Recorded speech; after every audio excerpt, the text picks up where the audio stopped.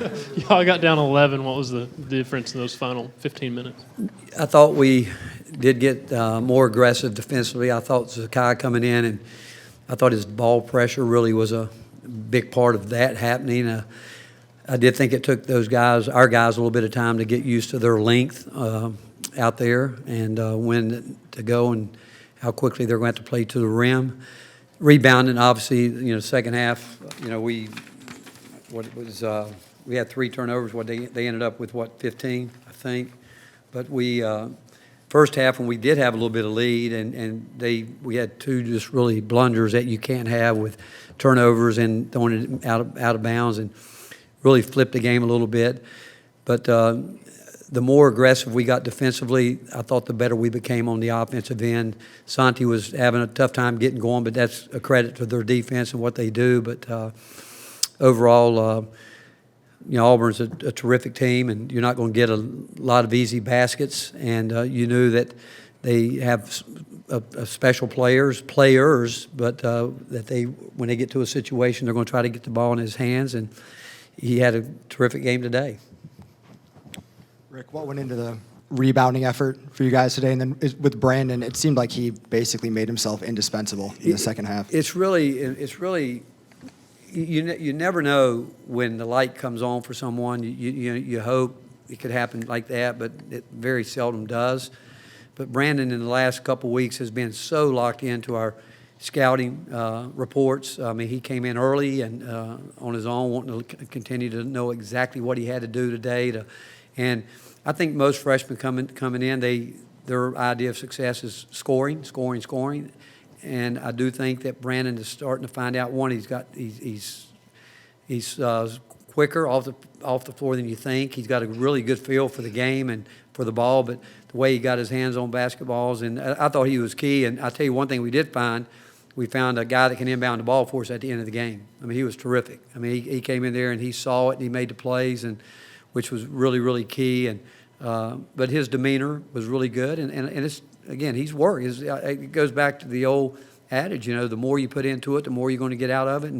And in his case, it's been more mental than physically, where he is really starting to really want to learn the game at a high level. What about the rebounding? Rebounding efforts? Well, we talk about it every game. I mean, we've got to do that. I mean, you've got to do it, plain and simple. And sometimes, we will grade blockouts and all that, but sometimes it's a matter of going to get the basketball. And tonight we had a lot of guys with that effort trying to get their hands on it and make things happen. And I just hope we can continue to build on it. Coach, you had several guys who were banged up this week. You're limited in practice. I guess Zakai, John, Josiah. What does it say about kind of their character to battle through and play like they did today? Well, first of all, there was never any doubt they were going to play. That's not what you ever worry about with our guys. And at this time of year, I think a lot of teams are really banged up, and I think a lot of guys have played a lot of minutes. But what you are concerned about is their timing, even though you know that they're competitive, they're going to be ready, they're going to be locked in with the scout report. It's just the timing of knowing it, because their bodies have gotten so used to a schedule to where they know what they're going to do. Like tomorrow will be a day we come in and scrub it out. The guys that played minutes won't do very much, and then the next day off will be Wednesday. So their bodies get used to that, and now all at once they're basically not doing much for 2 days or 3 days in a row. You just worry about their bodies getting out of sync. But I know Zakai came in early today and went through just a little bit quicker, hard 20-minute workout to try to get his timing back. I didn't think he started the game. I thought, he kind of started kind of like I thought, a little bit out of sync. But once he got going defensively, I thought it changed a lot of things for our team. Rick, I know you'd been here as a visiting coach before you took the job here, and I know everyone knows you knew a little bit about the program, but did you think that this arena would be what it was consistently when you got here? I mean, did you picture that in your mind, that it would be something like this? When I got here, I've heard it 10,000 times over about our game when we came in here, and honestly, you might think this. I get so locked in, I'm almost oblivious to it. I really am. But so when I start to hear it, I know it's loud. I do. And but when I first got here, I met Kevin Feltner, who's from here in East Tennessee, and he told me, he said, "I promise you, you're going to find out that Tennessee's got the best basketball fans in the country." He said that to me, and I tell you what, I'll get a text from him tonight, as I did after every big game. He said, "I told you so." But as time is going on, I told you, my first year here, I'll never forget. We were playing on New Year's Eve, and Rob Lanier tapped me on my knee and said, "Coach, look at this crowd. Look at this crowd on New Year's Eve." And I think we had 16,000 playing. I think it was Tennessee State or Tennessee Tech, one of them. And I do believe we've got the best home court advantage. I do. I think our fans are great. I just told them it's great to be a Tennessee Volunteer, but they've made a difference. Our student section's been outstanding. And I told our guys, first time I said it, honestly, since I've been here, I said, if you guys will get it going on defense, we'll get this crowd in the game. And I've never alluded to the crowd. I don't know if I've ever done it in my career, to be honest with you. Now, I don't know why I did it today, but I did say that during the timeout. I said, if you guys will come out of here and get it turned up on the defensive end, make some things happen, this place will come to life. And it did. Rick, I know Bruce last week after Florida said we've become too reliant on Jabari. We can't be too reliant. Now, he's obviously a special talent that you could rely on, but defensively, I mean, could you tell that they were kind of looking for him down the stretch? I know they only had like 5 bench points. It seemed like, they were wanting him to carry them. Well, Bruce is a very smart coach and a terrific basketball coach. When you got a guy like that talent, I mean, Kevin Durant played with, we had a team with, 6 out of our top 7 were freshmen. He played 36 minutes for a reason, and he averaged 26 points a game. And it's hard not to give him the ball because it's not like they're selfish players. They'll make the right read if they get double teamed or pass the ball. But the fact is, we were switching a few times down there, even with guard, because people forget, Kennedy Chandler's got a 6'7" wingspan, and Zakai's going to fight, Santi's going to fight, but when you feel like even us sometimes, we feel like we need baskets. It's based on who we think we can play through, and like at the end, if they would have stayed straight up, we were going to probably put Zakai up top of the ball a little bit more, but he went up there, what he did, and tried to dribble through 2 people. And I keep telling he and Kennedy, they don't have to make a play. They've got to make the right play. And but it's hard not to give it when you've got a very, very talented player, not to say, hey, we got to play through him. Rick, what led you to trust Brandon Huntley-Hatfield to inbound? Was it his size, his decision making? What led to that? I think where he's grown and his work, and he's come so far in so many different areas, but he has been really locked in for the last 3. I mean, I'm talking about the scouting report. He's in the huddle talking. He knows what's coming. You can ask him. I can just tell you he is, but he's earned it. I mean, it has nothing to do with us. I mean, I think you guys know if you're going to be out there, you're going to have to earn your way out there. And we talk about holding that rope. Well, he's done that. At times it's been slippery for him, but yet he's never caved into it. And you know what? He and Jonas both are helping us at the right time. And we need them all, and we said that from the beginning.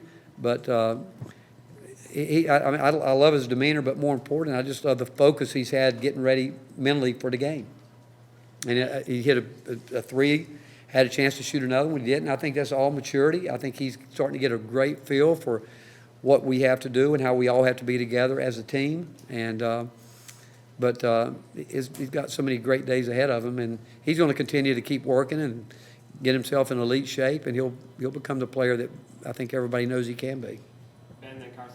Rick, how do you feel like you all did defending Walker Kessler and just kind of what went into maybe limiting him some at times? Well, I don't know if we limited him. We were trying to play our defense principles, and we adjusted a little bit on the ball screen at the end of the game, going a little bit more to a drop catch and having our guards fight over it so we could take away the roll where we didn't have to tag quite as much on the backside for those skip passes. And but again, the credit goes to the guys. I mean, they know how hard. They've got great respect for what Auburn does and how they play and the year they've had, just like we know we got to do that every night that we go out. And they knew it would be hard. And I told them before the game, how are we going to be when it's not going our way? And it certainly, turned it over twice, and I think we had a 4 or 5 point lead, gave them some momentum, finished out the half okay, but when it wasn't going great, we finally got things turned around,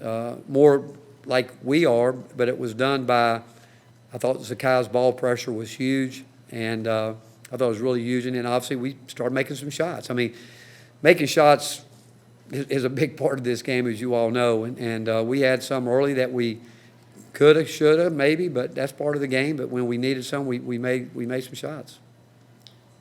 Coach, you had several players run into the student section. Urosh is running around. John Fulkerson's directing Rocky Top over by the band. Just how fun is it for you to watch your team celebrate a top 10 win? Well, I don't. I walk off the court, and I don't. I mean, I get there. The last thing I said to them when I got through with them, hey, we got to go to enjoy this real quick. We got to go to Georgia Tuesday night.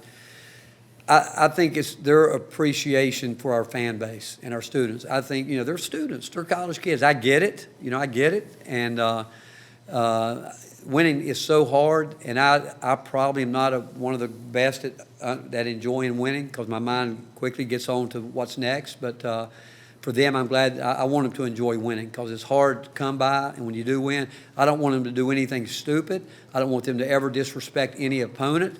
I want them to show humility. I want them to be classy, but I do want them to enjoy it. I just don't want them to ever do something that their moms and dads and family wouldn't be proud of. And obviously our university, because, but it's part of being where we are today, and they should enjoy it. They just won a game against an outstanding basketball team.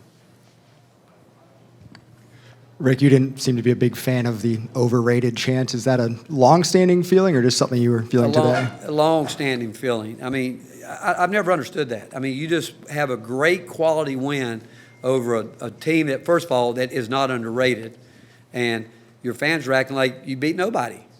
Well, we did. We just beat a top 5 team. And so, one, they're not overrated, and two, to me, it diminishes that you just won a great game against an outstanding basketball team. And I've never understood it. I never have. I mean, wherever I've been, when they start doing that, I'm like, stop. I mean, give us credit. Give us credit. Don't demean what we just did. We just beat an outstanding basketball team. And I've thought that my entire career. And I've never enjoyed it when fans do that, or because, again, our guys worked too hard, like I said, and won a game against an outstanding team today. What's going through your head when Kennedy's shot at the end finally falls, when it's about to run the rim a little bit? I knew we were going to have to score again. I knew that. I did. I knew we were going to have to do that. I would have felt a lot better. We make our free throws and then getting the ball in bounds. I mean, he could run the baseline. And we keep telling him that he made that tough pass to Santi, but he could have ran it over there.